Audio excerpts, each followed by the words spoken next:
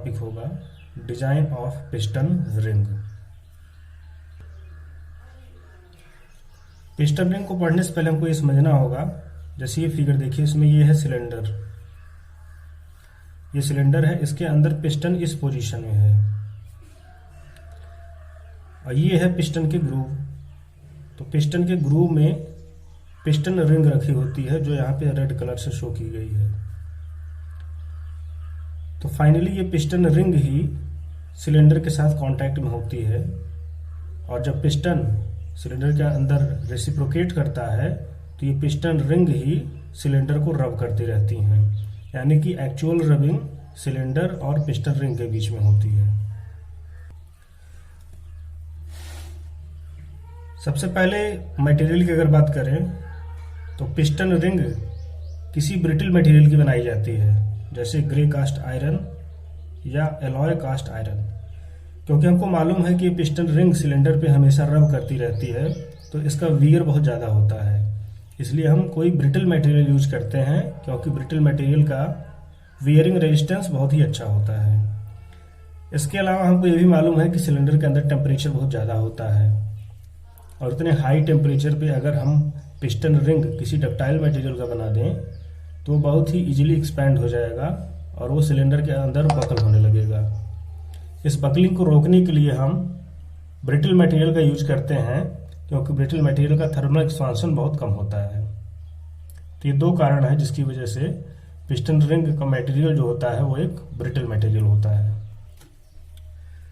Piston ring दो type के होते हैं। पहला है कंप्रेशन रिंग या इसको प्रेशर रिंग भी कहा जाता है। जैसा कि इसका नाम है वैसे इसका काम है गैस के प्रेशर के लीकेज को रोकना।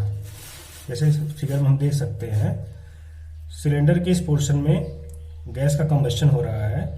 अगर यहाँ पे रिंग नहीं होगी तो ये गैस स्केप कर जाएगा नीचे की तरफ। तो इस लीकेज को रोकने के लिए ही कंप्रेशर रिंग को यूज किया जाता है। इसका काम होता है पिस्टन और सिलेंडर के बीच में एक सीलिंग प्रोवाइड कराना। दूसरा होता है oil control rings. Oil control rings का काम होता है पिस्टन और सिलेंडर के बीच में लुब्रिकेशन प्रोवाइड कराना, जिससे कि रिंग का वियर कम से कम हो और हीट डिसिपेशन अच्छे से होता रहे।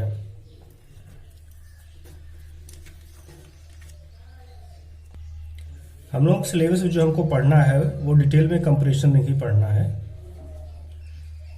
कंप्रेशन रिंग क्या है?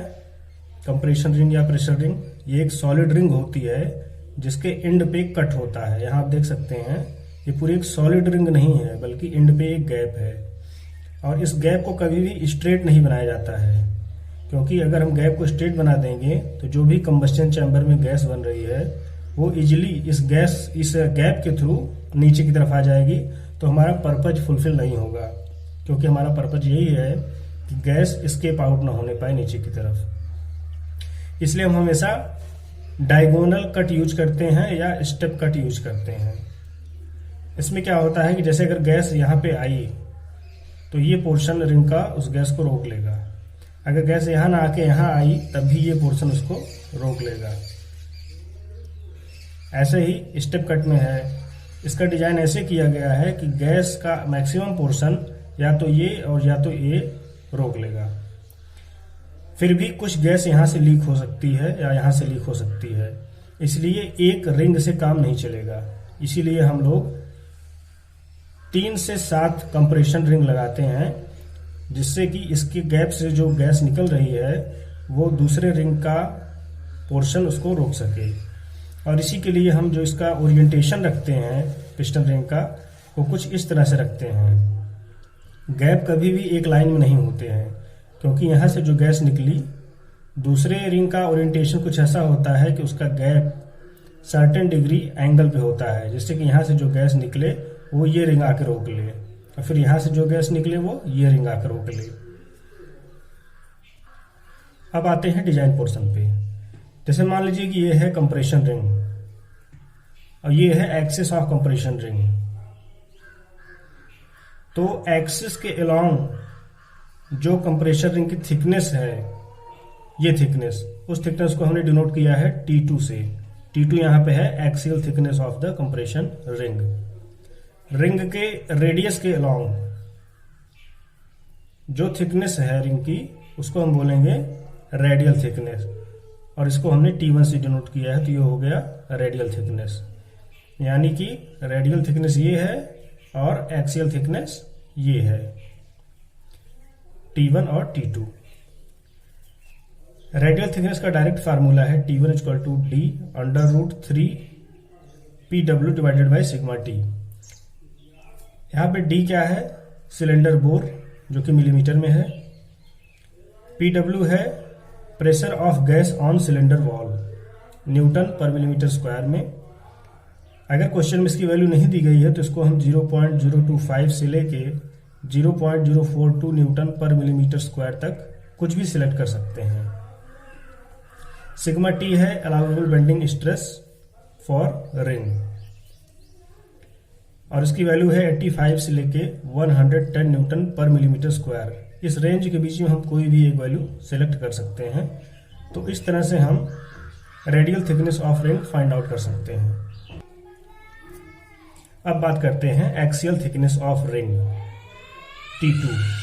तो T2 को रेडियल थिकनेस के टर्म में डिफाइन किया गया है, यानी कि T2 को T1 के टर्म डिफाइन किया गया है। T2 equal to 0.7 times T1 to T1। T2 का एक और फार्मूला है T2 minimum, D divided by 10 times NR, जहां पे D क्या है? Bore of cylinder in millimetre, और NR है नंबर ऑफ रिंग्स। यानी ये T2 की मिनिमम वैल्यू है। मान लीजिए अगर इस फार्मूले से T2 की वैल्यू आती है 12 और इस फार्मूले से T2 की वैल्यू आती है 14, तो हमको 14 सेलेक्ट करना होगा क्योंकि ये मिनिमम वैल्यू है T2 की। अब बात करते हैं gap between free ends of rings, इस गैप की। तो ये गैप होता है 3.5 times T1 to 4 times T1।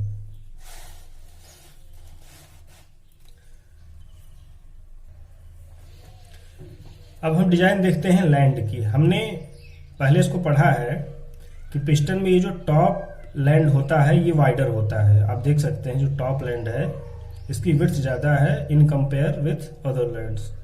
तो ये टॉप लैंड है, इसको वाइडर इसलिए बनाते हैं क्योंकि यहाँ पे मैक्सिमम गैस प्रेशर और टेम्परेचर होता है, तो उसको कैरी करने के लिए जो टॉप लैंड है वो वाइडर बनाया जाता है। टॉप लैंड को हमने B1 से डिनोट किया है और अदर लैंड को B2 से। यहाँ एक ही अदर लैंड दिखाया गया है, लेकिन ऐसा नहीं है, कई लैंड होते हैं। तो टॉप लैंड की विड्थ का फार्मूला है B1 equal to TH to 1.2 times TH। यहाँ TH क्या है? Thickness of piston head. ऐसे ही width of other lands B2 क्या है? यह है 0.75 टाइम्स T2 टू T2। यानी कि जो अदर लैंड है वो डिफाइन किया गया है axial thickness of the piston ring के टर्म में, T2 के टर्म में।